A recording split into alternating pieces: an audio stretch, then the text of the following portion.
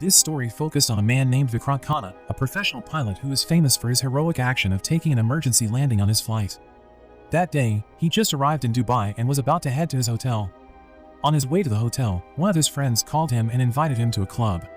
Initially, he refused the invitation because he knew that he had a flight the next day, but since his friend continuously forced him to come, he finally agreed and went to the club. There, he saw his man secretly admiring a woman. His friend dared him to get her phone number in exchange for a car. Vikrant confidently replied that he would do the challenge effortlessly. Surprisingly, he managed to get to know that woman, Anjali, and invited her for a chat with him and his friend. They then spent the night partying until the morning. When he returned to the hotel, Vikrant used his time to sleep all day, but despite taking a long nap, he almost didn't make it to his flight, if only he didn't hear his wife's calls, because his alarm failed to wake him up. As soon as he woke up, he changed his clothes and rushed to the airport. He also used his sunglasses to hide his eyes. The moment he arrived at the airport, he went to meet his co-pilot named Tanya Albuquerque and had a briefing about his incoming flight. While Tanya read the details so carefully, Vikrant on the other hand only read a glimpse of it and puts back the document. Tanya judged Vikrant for his ignorance and told him that he had to take the details seriously. Vikrant then proved that he had managed to remember all the details by conveying the contents of the first page. Tanya was surprised that he was able to memorize the details that fast. Without any further ado, both of them entered the plane. Before they took off, the officials checked the vitals of the plane. Vikrant greeted the passengers and explained the details of the flight, including the destination, distance, and weather conditions. When the plane had reached the altitude, Vikrant immediately turned on the autopilot and took his time to sleep for a while. He asked his co-pilot to stay awake and watched for everything during his nap. Looking at his condition, Tanya asked if he was okay. He just replied that he wanted to go home because the next day was her daughter's birthday. After a few minutes, Vikrant was woken up by the sound of the engine alarm that kept beeping because Tanya couldn't find the problem. Vikrant opened his eyes and solved everything quickly. Vikrant then called one of the flight attendants and told her to bring him a cup of black coffee and a slice of cake. Before she left, Vikrant whispered the name of the medicine, which is Dispirin, a type of aspirin. When the flight attendant returned, Vikrant immediately took his coffee and went to the toilet. A moment later, he returned to his pilot's seat and asked Tanya if something happened when he wasn't there. Tanya replied with nothing and they had a small talk after that. During the flight, the rain started pouring down heavily, followed by lightning and thunder. Vikrant asked Tanya for the plane details. Tanya replied that the plane still had 4,800 kilograms of fuel and would take around 45 minutes before they arrived in Cochin. At the same time, one of the staff of the Air Traffic Control or ATC in Cochin was seen forcing himself to work despite his health condition. Tanya contacted Cochin's ATC for permission to land and the ATC granted that. Some moments later, Tanya once again asked the ATC in Cochin about the weather condition on the runway and whether they were safe to land or not. The ATC then confirmed that the visibility on the runway was low due to heavy rain and landing was not permitted. Tanya asked Vikrant whether to continue the flight or to approach the landing runway because they were low on fuel. Vikrant replied to continue to land despite the low visibility. After informing them about their low fuel to the ATC permitted them to land on runway number 27, but after a slight descent, they lost contact with the ATC and had to turn around. Not long after, the ATC in Cochin notified that one plane had successfully landed in Thiruvananthapuram since the weather there was clear. Hearing the information, Tanya suggested Vikrant land the plane in Bengaluru since it was one of the alternative landing options. She also mentioned that the fuel needed to reach Bengaluru was 3,300 kilograms while their current fuel level was still 3,900 kilograms. Tanya said that it would be safer to land there and they turned around to Bengaluru. Vikrant then ordered Tanya to confirm the weather condition in Thiruvananthapuram. After that, she accepted Vikrant's decision to rearrange the flight to Thiruvananthapuram since they would save more fuel if they landed there. Vikrant told her that her feeling wouldn't be accurate at this height and that if they opted for Tanya's suggestions, it might be risky. On the other place, the people who were waiting for their families in Cochin started to get worried when they found out that the flight status of Skyline 777 was changed. The plane passenger, at the same time, also protested the inconvenience. Vikrant then informed the ATC in Cochin to retry their landing there. The ATC permitted them to land on runway number 27. Their crazy decision to land on Cochin despite the bad weather was questioned by the ATC. When they got closer to the landing ground, Vikrant and Tanya couldn't see anything because the weather was so bad and the vision was low. At that moment, Vikrant decided to rearrange the landing to Thiruvananthapuram. At the same time, the ATC in Thiruvananthapuram was busy informing another ATC from another airport to decline any flight to Thiruvananthapuram because of bad weather and a storm heading there. Unfortunately, the officer in charge at Cochin ATC had been replaced by another staff. Moreover, the 6 staff that received the information brought the paper containing the emergency information that should have been notified to Skyline 777. One passenger on that plane who was a journalist realized the plane destination had been rearranged. On the other hand, Vikrant also notified the passengers that the plane schedule would be delayed due to the change of destination to Thiruvananthapuram. The journalist realized something was off on that flight. He mentioned that if humans and the weather made mistakes at the same time, it would be the start of the disaster. That word started a panic attack among the passengers, and the flight attendants couldn't control it much longer. Vikrant took control and spoke directly to the passengers. He said to work on the problem together because after all, they just wanted to reach their destination. Meanwhile, the Thiruvananthapuram ATC staff seemed to be relaxed since no flight would be coming to the airport at that moment. Shockingly, the wind direction started changing irregularly. Even more, they were shocked when they received a flight landing permit from Tanya. They wondered if the Skyline 777 didn't receive the storm emergency notification from Cochin ATC. They informed her that the visibility level in Thiruvananthapuram was almost zero, and aircraft landing would be impossible. They suggested they land the aircraft in Bengaluru instead. Vikrant there replied that they didn't get any notice about the storm and their fuel level was minimum and wouldn't possibly be able to reach Bengaluru. Hearing that, Tanya started panicking and cried, but Vikrant told her to keep calm and help with the control. As time passed by, the plane turbulence got worsened every single minute.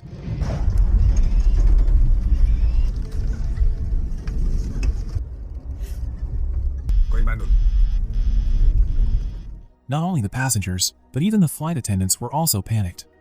Thiruvananthapuram permitted them to land on runway 16, hoping they would make it safely.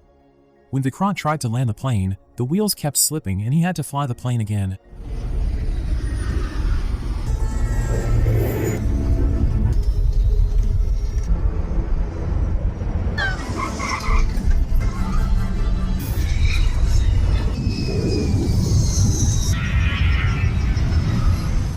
Amid the flight, Vikrant hallucinated about her wife and daughter celebrating his daughter's birthday with the other passengers in the cabin. He regained his sense when Tanya shook his body. Vikrant then told Thiruvananthapuram ATC that they would attempt another landing, but despite the ATC's recommendation to land on runway 16, Vikrant refused and decided to land on runway 34. The ATC thought that Vikrant had lost his senses because the wind direction on runway 34 was not safe for landing. They estimated that the plane's tail would be torn off. Everyone including Tanya thought that they wouldn't survive that. Vikrant sent a mayday signal to signal danger. The plane had almost run out of fuel and they had to land no matter what. Vikrant reminded the passenger to prepare for impact upon landing. He closed his eyes and remained calm. He focused and concentrated to land the plane as smoothly as possible.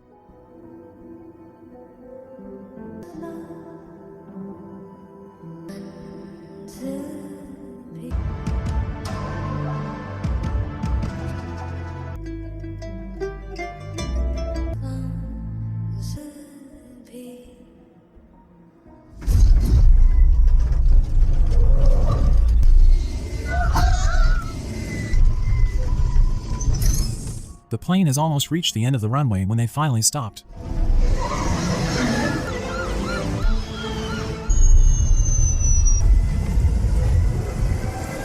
Vikrant had managed to land the plane safely during such extreme weather. The airport officials started evacuating the passengers while Vikrant was still deep in thought about what he had been through. Vikrant's wife on the other side had been waiting for her husband's news. She decided to call Yusuf, his husband's friend who was also the chairman of the Pilot Association, to seek information about Vikrant. As a result of the heroic yet extreme landing, Vikrant and Tanya had to undergo an investigation by the Directorate General of Civil Aviation or DGCA. Before the investigators arrived, the representative from Skyline Airways approached Vikrant and told him not to cause a ruckus during the investigations to avoid any problems for the company. Vikrant and Tanya's investigations were carried out in different places.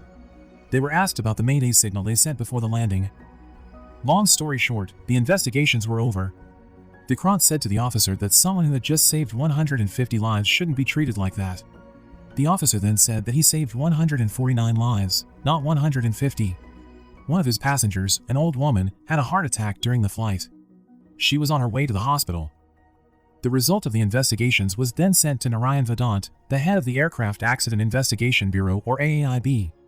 Vikrant was now shrouded in guilt after hearing that one of his passengers died on his flight. Yusuf come and told him that it was not his fault that the lady died. Vikrant denied that, as a pilot, he was a courier who had the responsibility to take care of his passengers and delivered them safely to their destination. Not long after, Vikrant got a phone call from the daughter of the deceased passenger. On that call, she told Vikrant that he was nothing but a murderer. Vikrant got more engulfed by the guilt, he couldn't even look the media in the eyes. Narayan and his team, on the other hand, were busy carrying out their investigation. They listened to the plane's black box recording and gathered some suspicious things to collect any evidence about the accident. On his daughter's birthday, Vikrant received a letter for investigations from the AAIB that would be conducted the following week. Narayan called him to prepare for the investigation. Vikrant calmly replied that he had nothing to prepare for. He said that only someone who did something that had to prepare for such a thing. On the other hand, the director of Skyline Airways was happy as his company's stock price had been increasing since Vikrant's heroic landing incident. When he heard that Narayan himself would investigate Vikrant's case, his facial expression suddenly changed. He then held a meeting to anticipate any questions asked by Narayan. Meanwhile, Narayan had done some in-depth and detailed investigation to find solid evidence to accuse Vikrant. Vikrant summoned the ATC staff on duty on that night of the incident to his office. He had been asking for the communication record from the Skyline 777 to the ATC for 4 days and still had no answers since then. The Cochin ATC staff explained that the report would be rewritten every 12 hours. From their conversation, Narayan didn't seem to seek for the report about the recording but to hear the recording itself. The staff replied that handing over the report would just be fine since the report was rewritten every 12 hours to ensure there were no errors in it. On the night, Skyline Airways director held a meeting with the representatives of Queen's Airlines. Skyline wanted to ask for help from Queen's Airlines, which had a close relationship with the Minister of Aviation, to get rid of Narayan from Vikrant's investigation. Unfortunately, Queen's Airlines agreed to help on one condition: they demanded 65% shares from their company merger, instead of 50% from the initial contract. Skyline broke down the agreement. The Skyline Airways director said that they would manage to get through this. The debate about the death in the Skyline 777 flight had been widely discussed on TV news. Some blamed the pilot for the incident while others said that it was the best option for the pilot in that situation. Moreover, Vikrant was a professional pilot and he should know what he was doing. The first trial of Vikrant and Tanya was finally carried out. Narayan judged that Vikrant was leading the flight in exhaustion after undergoing non-stop flights for the whole week. Narayan explained that plane crashes often occur because of feeling homesick for family. The anxiety and desire to go home quickly could make the pilot act negligently. Vikrant proved that he was not negligent by telling the contents of the flight details document that he can memorize even though he only skimmed it for a short time. The accusations given to him were unreasonable. Then, Narayan showed the bottle of Dispirin, which could only be accessed by the cabin crew or pilot. Narayan suspected that Vikrant took the drug, and to prove it, he used the lie detector machine. Long story short, Vikrant was able to pass a series of questions from Narayan without problems. The trial was finally postponed and will be continued the next day. Skyline Company conducts a meeting with Vikrant. They asked him to remain silent during the trial process instead of answering questions that might harm the reputation of the company. Vikrant refused. He was then threatened to be blacklisted from the whole company flight if he put Skyline Airways in danger. They also warned Tanya the same thing. The second trial began. Narayan started asking Tanya a series of questions. Tanya explained that Vikrant was a dedicated pilot. The conversation they had during the flight was just a normal conversation. Narayan's questions continued to intimidate Tanya, troubling her to choose her words to explain what she meant, until when Tanya answered that before flying Vikrant's eyes looked red and he slept for 20 minutes after the plane took off. In addition, there was also a bit of debate between the pilot and the co-pilot when determining the alternative landing destination. Then Narayan presented Anjali, a woman whom Vikrant met at a club in Dubai. Anjali was asked a question, whether she was drinking alcohol with Vikrant and his other friends until the morning in a club. Vikrant did not deny what Anjali said, but he explained that he still took a break for 12 hours, while the pilot's drinking ban as stated in the flight rules was 12 hours before the flight. The time he finished his party in the club until the plane took off was around 15 hours. That could only be meant that he did not violate the rules.